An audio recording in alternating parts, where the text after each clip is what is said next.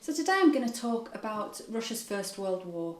Now this is obviously a huge topic with so many different manifestations that you can't do it justice in a short session like this. So what I'm going to try and do is tackle what I think is one of the most important questions surrounding Russia's First World War. And that is, why is it that Russia's participation in the First World War ended in revolution, and is often associates the war very closely with the revolution, when Britain and France avoided revolution.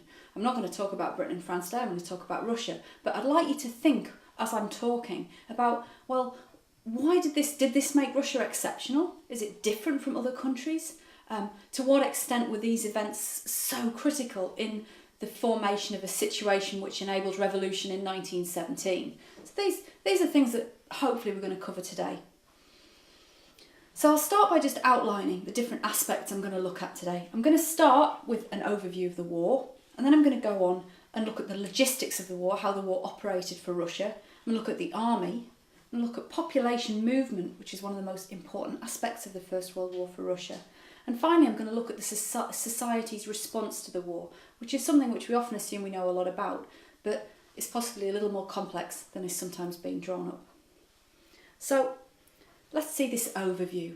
So Russia mobilised with astonishing speed, this massive empire ground into action and pulled together a very large number of men in uniform ready for the onslaught.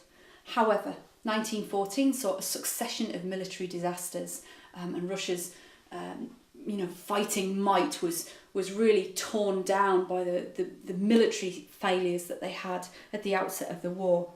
A total of 1.8 million Russian soldiers were killed in 1914. It's a huge figure.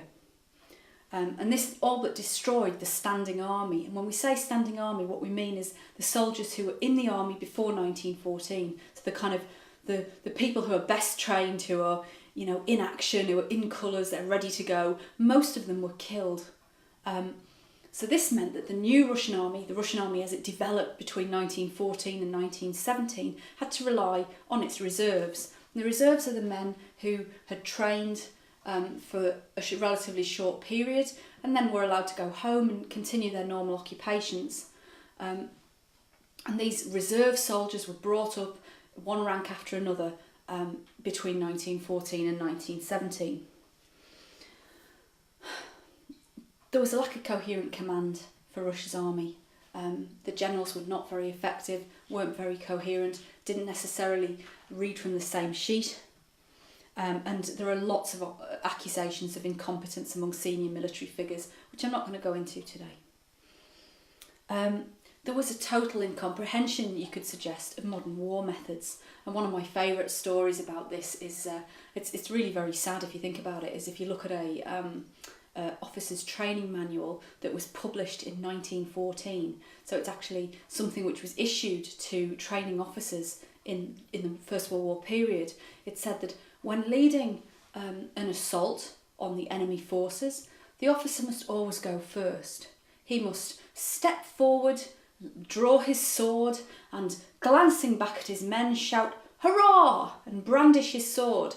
And what happened is this is exactly what they did, and they were shot down in their tens of thousands as they jumped out of the trenches first and moved forward on enemy forces who were equipped with machine guns.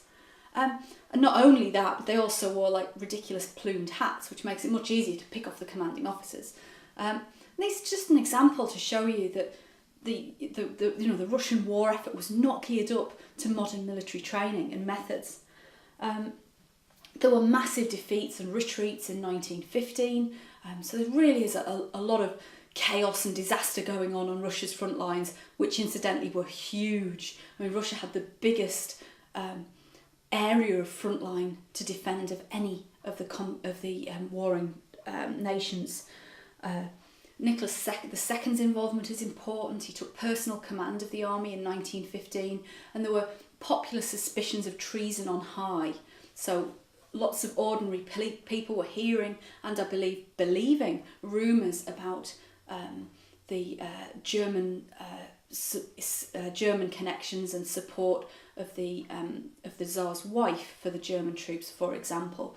So that's just an overview of some of the problems that Russia's armies faced at the outset of the war.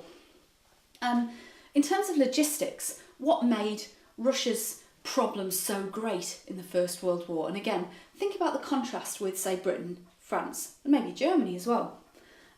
First, Russia faced a total trade blockade as a result of the First World War, and that's because her import and export routes all went through an active war zone. They couldn't get their goods out, and that means the economy, which relied on quite large exports of grain and other raw materials, wasn't getting any money in. So Russia's economic position went into a horrible downturn in the war period. Another problem is that the railway network really struggled. I mean, Russia had, over the course of the later 19th century, developed a really good railway system. Well, good in that at least it went from west to east, which is a good start. The Russian Empire is so vast, the infrastructure was relatively limited. So we've got the Trans-Siberian going out to Vladivostok in the east. And yeah, that's really good. But in terms of this particular conflict, it's not really that useful. Most of Russia's rails tended to go, the bulk of it was going west to east or east to west on the Trans-Siberian. But what they needed actually was stuff going north to south a lot more. And they needed the front lines to be serviced. There weren't any railways very much going in those directions. So it was difficult to move troops and to move, more importantly, to move the supplies and the military supplies that were required, because the transport network didn't provide the necessary infrastructure. And in addition to that, the infrastructure that was there was overwhelmed by the movement of people and goods, and that meant that the internal market suffered as well. So these are particular problems for Russia as a very, very big country with a relatively underdeveloped transport network. Another problem was fuel shortages. Bizarrely, even though Russia still is a massive repository for mineral resources, they were importing coal from Britain actually. And this meant that they had to very quickly try to work out how to utilise Russia's native resources, particularly the big coal mines in the Donetsk basin in what is modern-day Ukraine. But there was a fuel shortage, and that meant that there were problems for industry. There were no telephone lines and very few telegraphs. And this meant that it was very difficult to communicate in a military way. That is, how do you get information from one place to another when you've got these massive, massive front lines? You need everybody to know what's going on in different parts of the line in order that strategic planning can take place. A further problem for Russia's government in the period of the First World War was that a food crisis developed in this period, and this meant that supply of grain to the towns was restricted, also supply of grain to rural areas that required imported grain, and it was increasingly difficult for the government to obtain the necessary amount of grain for the army. So these are all problems for the government in terms of feeding the country, maintaining a happy population by maintaining a fat population. And just to sort of reiterate that point, we need to stress that the army consumed 17 million tonnes of grain, which was 2/3 of the pre-war consumption. So if you think that the army was actually eating 2/3 of what the whole country used to eat before the war, it gives you an idea of the amount of pressure it put food supply systems under. A final problem, which is something which is often talked about, is the shortage of supplies, weapons, boots. That is, that Russian soldiers were being sent to the front, or certainly sent to the reserves, without the basic necessary equipment that they needed as soldiers. We have horrible stories of these soldiers being sent into frontline areas without a gun, and they have to wait for a gun and for ammunition until somebody dies so that they can pick up a gun from a dead man. And we hear these stories and they really are tragic. And just try to imagine the impact on individual soldiers of being sent to winter front lines with temperatures of maybe -20, -25 as an average, without adequate winter boots. If you haven't got winter boots, your feet are gonna freeze. And these men, they're experienced in cold weather. They know what it means to go and live in conditions of extreme cold without adequate equipment. So you can imagine that these shortages of supplies aren't just important in terms of Russia's immediate fighting capacity. They're also important in terms of utterly demoralising the fighting army. So these are some of the problems that Russia faced in terms of her logistics. So I've talked about the Russian army a little bit. So what was it and who were they? Well, more than 15 million men were mobilised, which I just think is an extraordinary number. And of these, 7 million were killed, wounded or captured. Again, a remarkable loss rate. Casualties were exceptionally high among officers, for reasons I've already discussed really. And the mobilisation of reserves, something I've also discussed, started to pull in. It starts with the standing army, it goes back to the immediate reserves, those who've recently come out of training. It kept going back and forward so that we end up by the end of 1916, we've got the men of over 40 being called in from the reserves into the active army. These are people who saw Russia's last disastrous campaign, the Russo-Japanese War in 1905. These are older men with beards, with families. They're the heads of households. They're not accustomed to taking military discipline. And apparently, these older men were among the most disruptive element within the Russian army in the early months of 1917. Indeed, the provisional government, one of their early acts was to allow the over 40s leave to go home and help within the fields. And it's an indication of just how troublesome this older group was. They were very reluctant to take on these unwanted responsibilities of soldiers. A final problem and issue for Russia's army, so I've told you about this massive size and how quickly it mobilised. What this means though is that their training was minimal. So they have what I'd call a skeletal training system. And because they don't have a lot of training, they don't have a lot of marching, they don't spend a lot of time in camps with the other men of their garrison discussing what's going to happen and getting together a sense of themselves as soldiers, themselves as this single military body, they lack, I think, militarisation to a certain extent. They lack a sense of identity as soldiers. And so what we get then is, rather than a very large army by 1917, what we find we've got is a very large body of men equipped with guns, which is a rather different thing, isn't it?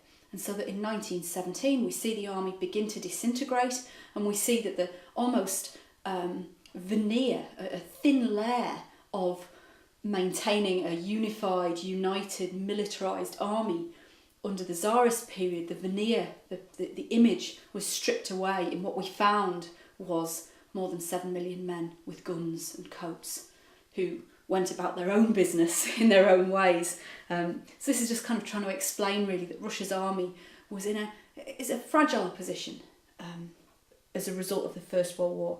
So that's one aspect then of the problems for Russia's governance in the First World War. It's the size of the army, lack of militarisation, lack of training, lack of resources. I'm going to go on now to a different aspect of the war, which produced real problems, issues, transformations for the Russian Empire, and that is population dislocation. What I mean by population dislocation is population movement. We have vast population movement in the war years as a result of the First World War, as a result of refugees moving back from the occupied areas back into mainland Russia, as a result of the movement of soldiers. We don't really usually call them refugees, but they're certainly forced, they're in forced movement. They're not voluntarily trotting off to these new areas. So we have our total of 14 million men moving away from their homelands into other areas. We have this refugees coming back into Russia. We have the military districts, which are set up. There were 12 military districts in Russia, and in each military district the army reserve was stationed. So each region in Russia had a massive military force which was going to be ready to be sent to the front lines. To give you an example, the town of Penza in central Russia had a population of around 260,000 people. It had a garrison of 70,000. So the garrison made up more than 25% of the population. In Tambov, they have a population of nearly 300,000. They have a garrison of 100,000. It's about a third of the population then is made up with soldiers. And this has a really big impact on the culture and the feeling within towns. And when we talk about the rise of revolutionary feeling in Russia, you can talk about a sense of crisis certainly emerging. And I think that the establishment of these huge garrisons in these provincial towns encouraged a sense of crisis in Russia.